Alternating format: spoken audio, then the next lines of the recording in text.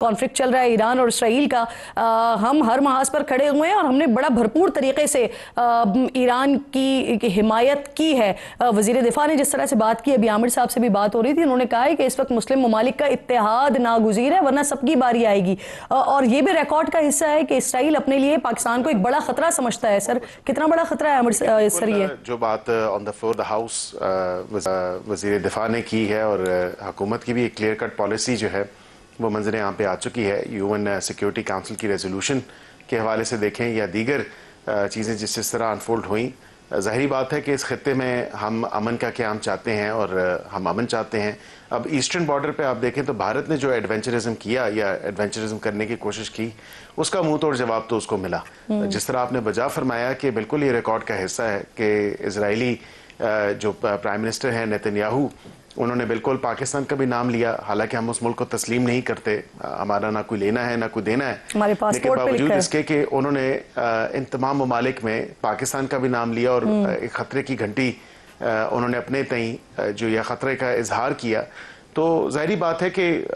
ہم ایک responsible nation ہے، ایک رسپانسبل نیوکلیئر پاور ہیں، اور ہم بالکل اس امن میں، اس خطے میں امن چاہتے ہیں اور امن کی خواہش رکھتے ہیں۔ اسی لیے جو ہمارا ہائی پاور ڈیلیگیشن بھی گیا ہوا ہے وہ امن کی بات کرتا ہے۔ سیز فائر تو ایگزسٹ کر رہا ہے، لیکن کیا وہ سیز فائر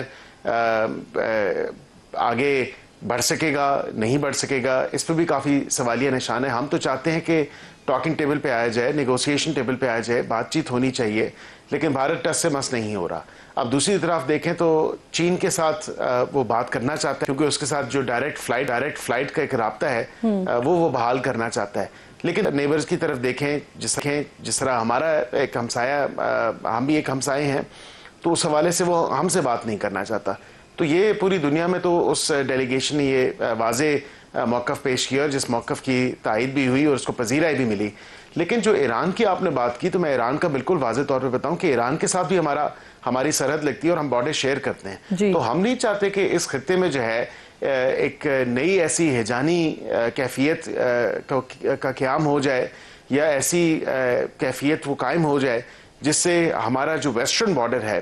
اس پہ وہ اثر انداز کرے، تو ہم یہ قطعاً نہیں چاہیں گے۔ اسی لیے ہم امن کی خواہش مند ہیں اور امن چاہتے ہیں، لیکن ہمیں اپنا دفاع، اپنی سوورینٹی، اپنی ٹیریٹوریل انٹیگریٹی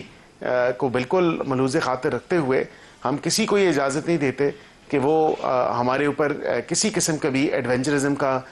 کوئی اس کو اگر خیال آتا ہے یا کوئی ایسی سوچ بھی آتی ہے تو اس کی بھی اجازت دیں۔ تو ہم قطعاً ایسی اجازت نہیں دے سکتے اور نہ ایسا ہونے دے سکتے ہیں۔ تو ایران کے ساتھ بالکل، ایران ایک مسلم بردر ملک ہے اور تمام تر جتنے بھی باقی دیگر ممالک ہیں ان کو اکٹھا کھڑا ہونا پڑے گا۔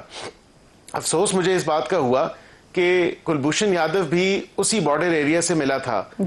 اور وہ بھارت کے راستے پاکستان اور بلوچستان میں بالخصوص داخل ہوا تھا، اور افسوس اس بات کا ہے کہ ابھی کچھ اطلاعات اس طرح کی بھی آ رہی ہیں کہ کوئی بھارتی شہری بھی جو موساد کے لیے یا اسرائیل کے لیے انٹیلیجنس کا کام کر رہے تھے، انٹیلیجنس گیدرنگ کا، ایران نے غالباً ان کو بھی پکڑا ہے۔ یہ تو اب ایرانی آفیشلز کی طرف سے آئے گی یا ان کے جو خبر جائیں ایجنسی ہے اس کی طرف سے آئے گی، لیکن یہ افسوسناک بات ہے کہ جب بھارت ہمارے ساتھ جنگ کا خواہش رکھتا تھا خواہش اور جنگ کرنے کی اس نے کوشش کی اور جنگ ہوئی، تو ظاہری بات ہے اس وقت ایران نے جو ہے اتنا دو ٹوک موقف اختیار نہیں کیا تھا، لیکن ہم کیونکہ امن پسند ہیں، اس خطے میں ہم چاہتے ہیں، تو اسی لیے ایک بڑا دو ٹوک موقف لیا ہے۔ ایک مسلم برادر ممالک ہے اور ہم بالکل واضح طور پہ اس کے ساتھ کھڑے ہیں۔ عقیل صاحب بہت امپورٹنٹ بات کر رہے ہیں آپ کہ جس وقت ہم اس پوزیشن میں تھے اس وقت ایران کی کیا پوزیشن تھی، اب کیا ایران پر یہ باور کروایا گیا ہے کہ پاکستان نے ان کے لیے اس وقت کیا پوزیشن لی ہے؟ ملک صاحب، آپ نے بریک سے پہلے بہت بڑی بات کی ہے کہ جس طرح سے ہم نے اسٹینڈ لیا ہے ایران کے لیے، اس طرح سے جب پاک بھارت جنگ ہوئی تھی تو ایران کا اسٹینڈ اس طرح سے نہیں تھا، ایران اس طرح سے نہیں تھا، تو کیا ان کو احساس ہے اس بات کا، یا پاکستان کی طرف سے باور کروایا گیا ہے یا کروایا جائے گا؟ دیکھیں، میرے خیال سے پوری انٹرنیشنل کمیونٹی یہ دیکھ رہی ہے، اور یو این سیکیورٹی کونسل کا جو اجلاس تھا اس میں آپ نے دیکھا کہ پاکستان نے اسپیسیفکلی جو ہے وہ دو ٹوک موقف اختیار کیا، وہاں پہ بھی کیا، وزیر اعظم پاکستان نے بھی کیا،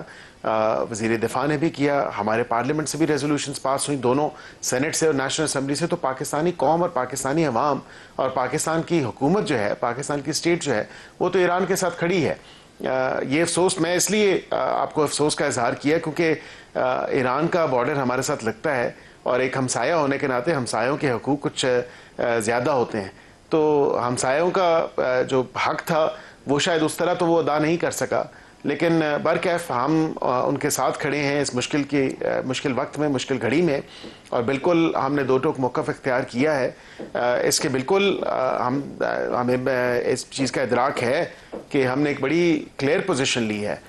جو کہ اتنی آسان نہیں ہے، کیونکہ دیگر مسلم ممالک کو دیکھیں تو ان کی طرف سے ابھی یا اتنے جلدی کوئی ایسی اسٹیٹڈ پوزیشن نہیں لی گئی جتنی ہم نے لی ہے۔ پاکستان نے پوزیشن لی ہے، بالکل آپ درست کہہ رہے ہیں سر۔ اس اسرائیل ایران جنگ کے معاملے پر کیا OIC کا اجلاس بلایا جا سکتا ہے؟ پاکستان درخواست کرے گا اس کی، اور کیا مسلم ممالک کے اس معاملے پر آپ کو یونٹی دکھائی دے رہی ہے؟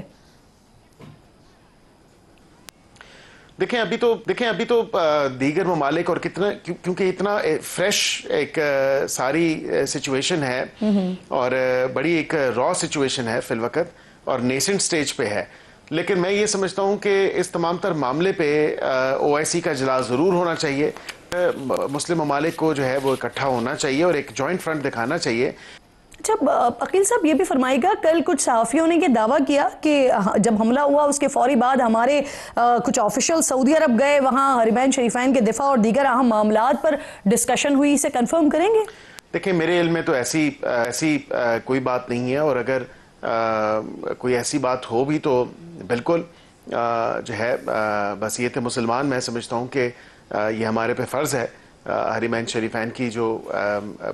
اس کی سیفٹی اور سیکیورٹی کو انشور کرنا۔ بالکل اگر ہمیں کہا جائے گا تو ہمیں ضرور کرنی چاہیے، کیونکہ ہمارے مقدس مقامات ہیں، اور بالکل ہمیں